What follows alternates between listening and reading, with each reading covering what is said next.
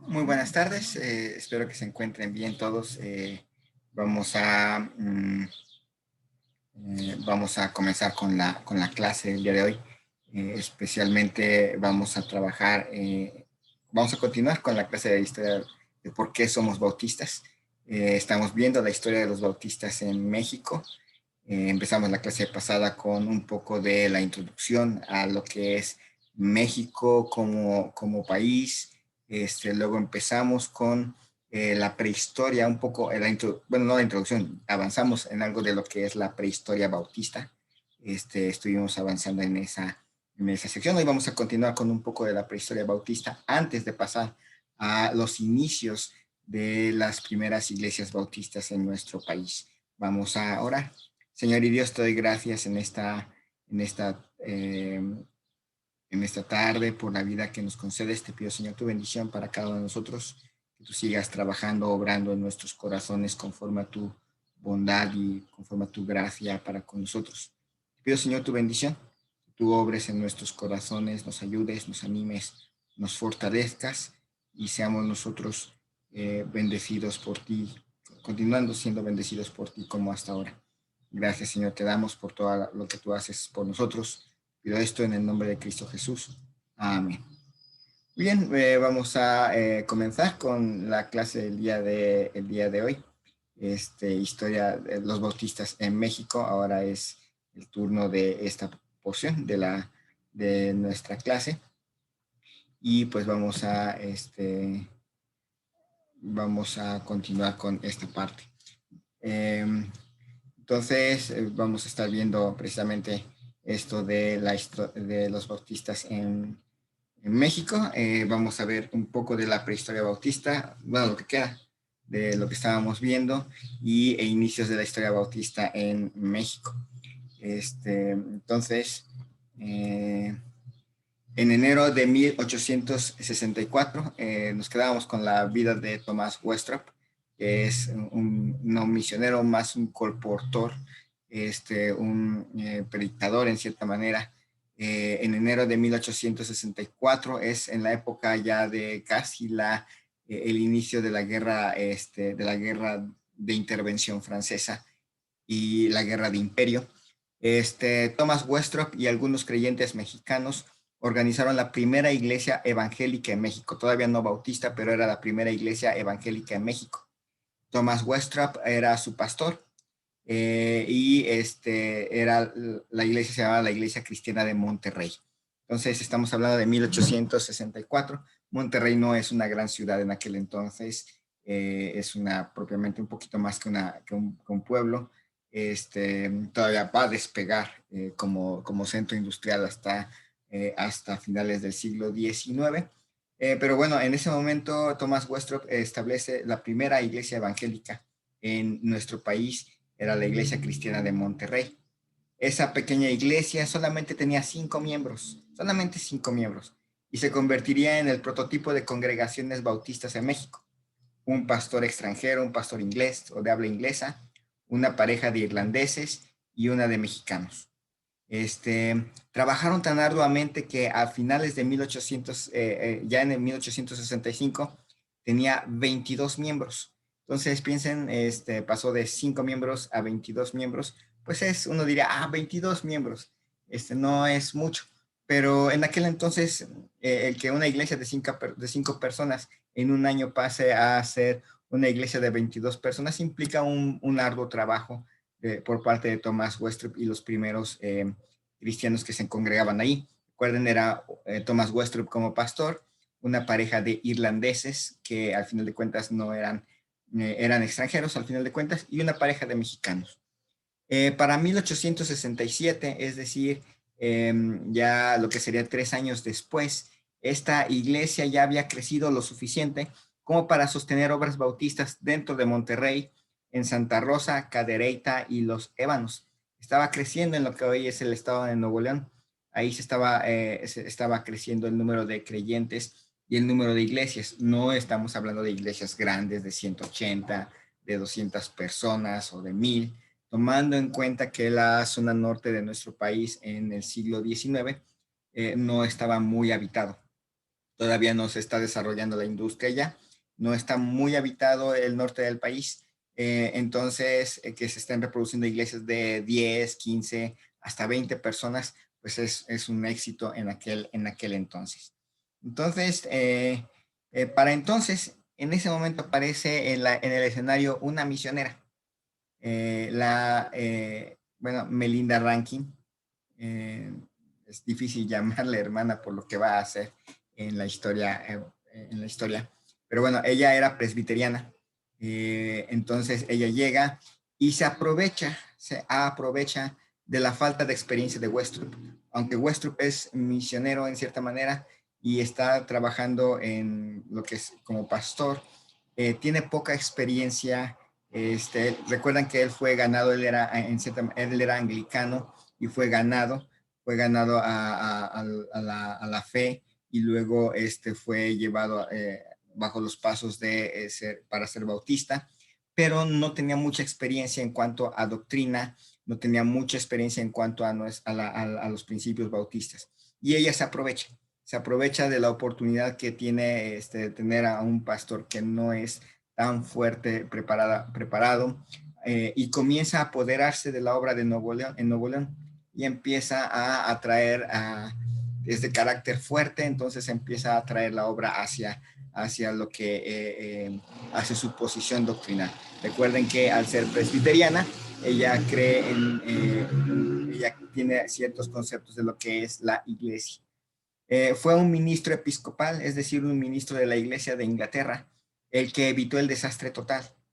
Este ministro episcopal se da cuenta de lo que está haciendo esta persona y le escribe a la sociedad bíblica o a la sociedad bautista a la que pertenece esta misionera, no bautista, a la sociedad misionera que pertenece a esta misionera, y les escribe ampliamente desaprobando las tácticas de ella, mostrando que así no se hacen las cosas. No se trata de cuestiones políticas ni de aprovecharse de la ingenuidad de las personas, ni de aprovecharse del trabajo de otros para quedarse con el trabajo como un trabajo personal. Así que le escribe, pero al mismo tiempo le escribe a la Sociedad Bautista Americana de Misiones Domésticas, de la Asociación Bautista del Norte, y les escribe para que apoyen con literatura Westrup. Les avisa que tienen aquí a un misionero bautista, pero que no tiene mucha literatura y mucha preparación y que necesita de la ayuda de ellos. Recuerden, es un ministro episcopal, es decir, no es bautista, pero está escribiendo para protestar frente a la sociedad presbiteriana de misiones y a la sociedad bautista. Les pide ayuda para su misionero.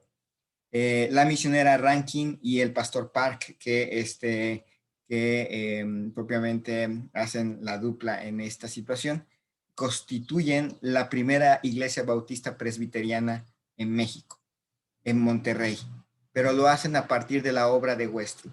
Es decir, prácticamente destruyen la iglesia de Westrup y la transforman en una iglesia presbiteriana, con los miembros que Westrup ganó, las instalaciones que Westrup tenía, y se queda con la obra de Westrup y la transforma en la primera iglesia presbiteriana. Así que la primera iglesia presbiteriana surge de propiamente un acto no ético por parte de una persona, una misionera presbiteriana.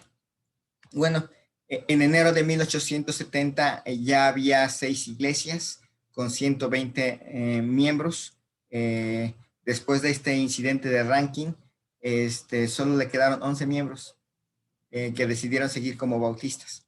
Pues imagínense el trabajo arduo de Thomas Westrup como misionero aquí en México llevó a la fundación de 6 iglesias de 120 miembros, prácticamente 20 iglesias, 20 personas por iglesia, y al final se queda con 11. Solamente 11 deciden continuar como bautistas y el resto se pasa a convertirse en presbiteriano. De manera que se puede decir lo siguiente, en resumen, en esta prehistoria bautista mexicana. En 1861 había un bautista en México. En 1864 había una iglesia bautista en México. y en 1870 ya puede decirse que con los miembros que quedaron, los 11 miembros que quedaron de la iglesia bautista, la primera iglesia bautista en México, surge ya la denominación bautista en México.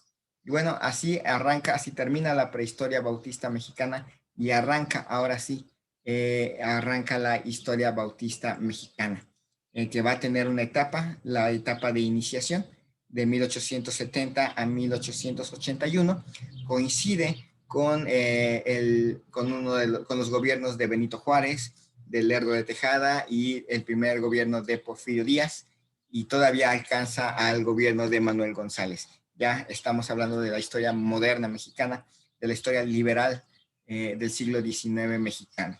Ya ha terminado los, como diríamos, los intentos conservadores de convertir a México en una monarquía. Han terminado, la República Mexicana queda bien establecida y las leyes de reforma quedan elevadas a rango constitucional. Y bueno, Thomas Westrup es el eslabón, por cierto, ahí está su fotito, no sé si se puede ver, pero Thomas Westrup es el eslabón entre la prehistoria y la historia bautista mexicana. Él visita, gracias a él, la Sociedad Bautista Americana de Misiones Domésticas se interesó en México como posible campo misionero. Esta Sociedad Bautista Americana de Misiones pertenece a la Asociación Bautista del Norte, a las iglesias, a los bautistas del norte de Estados Unidos. Entonces, ellos se interesan en México como campo misionero e invitan a Westrup a visitarles allí en Nueva York. Westrup viaja a Nueva York con una ofrenda que se había levantado en México para la sociedad. Cuando hace este viaje, Westrup todavía tiene sus 120 miembros. Todavía está ahí trabajando la persona de esta ranking, ahí abajo para socavar su autoridad, pero todavía en ese tiempo tiene sus 120 miembros y levanta una ofrenda y lleva la ofrenda a la Sociedad Bautista, a la Sociedad Americana de Misiones Domésticas. Es sorprendente porque la obra bautista no empieza con una ofrenda norteamericana hacia México, sino con una ofrenda de mexicanos hacia Estados Unidos. En esa oportunidad, ahora sí se hizo miembro de una iglesia bautista allá en Estados Unidos y se le ordenó ya oficialmente como misionero. Deja de ser una persona, como diríamos, un trabajador laico dentro de misiones en México y pasa a ser un miembro de una iglesia bautista y misionero ordenado. Y bueno, a Westrup, que por cierto ahí hay otra foto de Westrup, a Westrup se le concedió sostén financiero y apoyo para poder dar apoyo a pastores mexicanos. Entonces se le da ya un salario formal, y además se le da un fondo para que él pueda ayudar a pastores mexicanos. La idea no es que Tomás Westrup permanezca siempre, sino que él prepare a mexicanos para el ministerio. Entonces, por eso se les concede un fondo. Y después, más adelante, se le va a conceder una imprenta para la publicación de literatura. Hay que recordar que los bautistas en un tiempo van a estar publicando periódicos, van a estar publicando revistas, folletitos, libros completos. Entonces, se le da ese apoyo. Y así Thomas Westrup se convirtió en el primer misionero bautista del norte de Estados Unidos en México. Que recuerdo, lo envían las asociaciones bautistas del norte y llega a México con su apoyo financiero y todo lo que requiera. Pero su estancia en Nueva York le costó sus miembros aquí en México. ¿Se acuerdan? Él se fue a Estados Unidos, recibió ya preparación teológica, recibió el apoyo, todo lo que tenía que hacer, mientras Rankin aquí trabajaba en la obra de Westrup y se la apropiaba y la convertía en una iglesia presbiteriana. La mayoría de las iglesias que había dejado Westrup en Monterrey y Nuevo León se hicieron presbiterianos y cuando regresa, de sus 120 miembros que tenía, solamente le quedan 11. Obviamente se entiende, si él no estaba tan preparado, mucho menos preparó a su congregación para aguantar la presión y el adoctrinamiento de Rankin en esa ocasión. Bueno, el 10 de julio de 1870 se constituyó la primera iglesia bautista en Monterrey. Para julio de 1871, un año después, ya tenían un pastor mexicano y ya en ese año tenía 150 miembros. Piensen de 11 miembros que tenía en julio de 1870, un año después ya tenía 150 miembros. El trabajo fue arduo.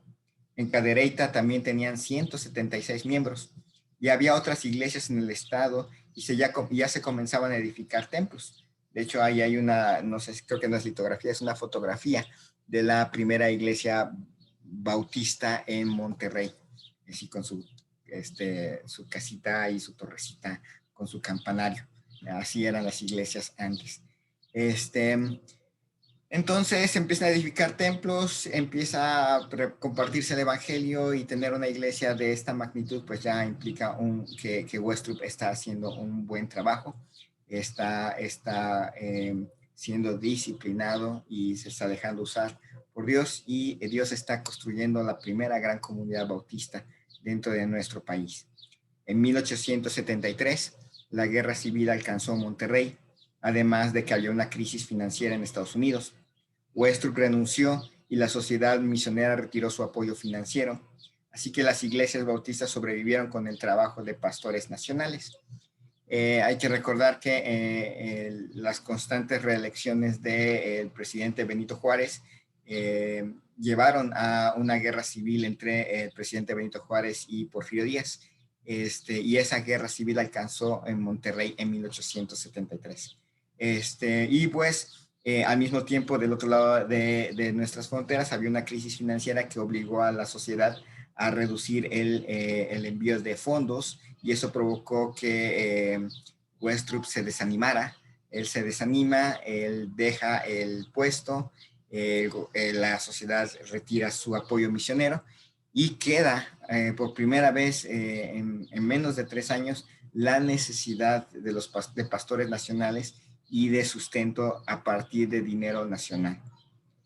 No va a durar mucho esa situación. Para 1876, la obra bautista en la región de Monterrey parecía que iba a morir. Se empezó a desintegrar, los hermanos empezaron a dejar de asistir a las congregaciones, se empezó a dejar de trabajar y parecía simplemente que ahí iba a terminar la obra bautista en Monterrey. Y es entonces cuando entra la Convención Bautista del Sur. Nosotros siempre tenemos así como que, los de la Convención Bautista del Sur son malos. Pero bueno, en aquel entonces vamos a ver que eran en cierta manera diferentes. La Convención Bautista del Sur de Estados Unidos no comenzó a trabajar en México sino hasta 1870. Porque en primer lugar la guerra civil en Estados Unidos arruinó financieramente a las iglesias de esa convención. Estados Unidos había tenido una guerra civil en la década de 1860 y la recuperación económica del sur fue muy, muy lenta. De tal manera que no había recursos financieros por parte de las iglesias para estar invirtiendo en misiones, así que se mantuvieron en casa durante prácticamente 20 años. Sin embargo, había bautistas de la Convención del Sur que después de la Guerra Civil pasaron a México a vivir. Ellos eran propietarios de minas. Recuerden que el gobierno liberal de Benito Juárez y también el de Porfirio Díaz concedía derechos y beneficios a extranjeros que quisieran venir a México a invertir. Bueno, algunos de ellos bautistas de la Convención del Sur emigraron a México no con el fin de misiones, con el fin de establecerse y de tener ingresos y tener industria. Entonces llegan a México y ellos fundaron pequeñas congregaciones a las que invitaron a amigos de nacionalidad mexicana. Obviamente no siempre eran de la clase popular, pero invitaban a mexicanos a asistir a sus iglesias. El gobierno mexicano en aquel entonces concedía, ya había libertad de culto y además concedía cierta protección a los extranjeros en su profesión de fe. No a los mexicanos no es que les impidiera ir a la iglesia, pero no les daba protección. Así que si un mexicano moría en manos de un mexicano cristiano moría en manos de uno de uno católico en México no se investigaba, pero sí se investigaba bastante bien si había algún atentado contra una iglesia extranjera radicada en nuestro país. En 1879 comenzaron pequeñas obras en Progreso, Coahuila. Ya salieron de Nuevo León y empezaron a mirar hacia lo que es Coahuila. Pero es hasta que la Sociedad Bautista de Misiones Domésticas de la Asociación del Norte se retira, que los bautistas de la Convención del Sur se sintieron en la libertad de enviar misioneros a México.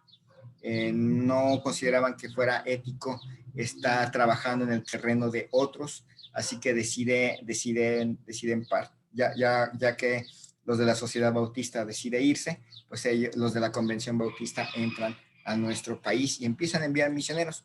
Uno de ellos es Juan Westrup, que es precisamente hermano de Thomas Westrup. Está su fotito. Él se convirtió en misionero de la convención en 1870. Esta foto corresponde a cuando era joven. Ya cuando pasa esto ya es algo grande. Y él viaja a México. Pero es una situación muy triste. Llega a México en este año y camino a Progreso, él y su compañero de viaje fueron asesinados, por lo que termina la vida misionera de Juan Westrup de una manera abrupta, cruel, triste. Pero el Señor sabe. ¿Se acuerdan que Thomas Westrup había renunciado? Ya no quería saber de obra misionera en cierta manera. Y usa Dios este evento para nuevamente animar a Thomas Westrup, que decide hacerse cargo personalmente de la obra que su hermano dejó. Así que vuelve a misiones, aunque ahora lo va a hacer por el lado de la Convención Bautista del Sur. Y bueno, con esto terminamos la clase del día de hoy. Muchas gracias. Espero que lo hayan disfrutado. La próxima semana vamos a continuar con estos inicios de la obra bautista y vamos a ver cómo se empieza a afirmar la obra bautista en nuestro país. Muchas gracias. Que el Señor les bendiga y vamos a orar. Señor y Dios, te doy gracias en esta tarde por la vida que nos concedes. Te pido, Señor, tu bendición para cada uno de nosotros, que tú nos sigas animando, fortaleciendo y que nos gocemos, Señor, de ver cómo tú sigues trabajando entre nosotros y en nuestra iglesia. Gracias, Señor, te damos por todo y te pido esto en el nombre de Cristo Jesús. Amén. Que el Señor les bendiga y hasta luego.